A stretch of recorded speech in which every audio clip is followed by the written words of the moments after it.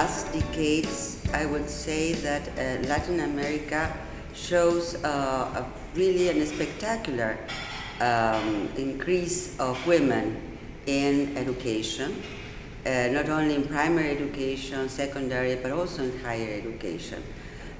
Women outnumber men in higher education, particularly in some careers, and in some universities, and of course in some countries, because Latin America is a very diverse, heterogeneous region.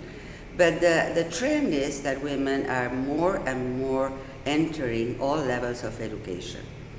Another important progress, as the number of women researchers is very high, it's one of the highest in the world, is around 42-42% of all researchers are women.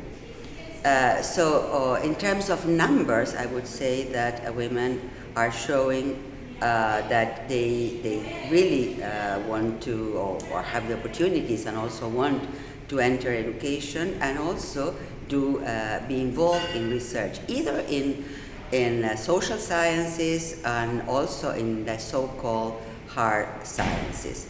There are also some advances in terms of policies, especially in the councils, national councils of scientific research. And I think that in the public awareness of the importance of the contribution of women along history, all throughout history, to science and more recently to technology.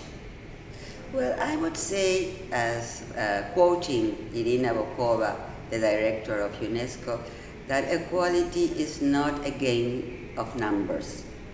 Equality has much more to do, or involves much more than having equal number of men and women in education, or even the increase of the number of women in education. It's important, it's necessary, but it's insufficient. The main challenges are to incorporate to education a gender perspective. That means not only equality, but means understanding science and technology with gender lenses. That is to know which are the needs, which are the experiences, which are the knowledge that needs to be addressed when defining or designing a research project, and which could be the impact, the differential impact of all research projects in men and in women. So it's changing what we understand as research, as knowledge, scientific knowledge. No? That's one challenge. The main challenge is changing the culture of institutions, within the culture, the norms, and all the stereotypes that are in everyday life, in the daily experience of science and technology, environment, need to be changed so that those women who enter those fields have not to adapt to this culture, to this male-dominated culture, but have all the possibilities of growing, of contributing in a culture that is much more friendly, much more supportive to both women and also men. Well, the Sustainable Development Goals of the 2030 Development Agenda is a very ambitious agenda. It's a very comprehensive and ambitious agenda that deals with the problems that are really very important for today, for society. You know, poverty, education, gender equality, climate change. It's a very ambitious agenda in a context that is very difficult. It's very complex, that we are withdraw of some of the gains we had in the last decades in terms of human rights, in terms of the increase of unemployment, of the increase of poverty. However, I think that what we know and we can trust that more and more people and more women, in fact, as well as men also, are not satisfied with the way society have turned to be.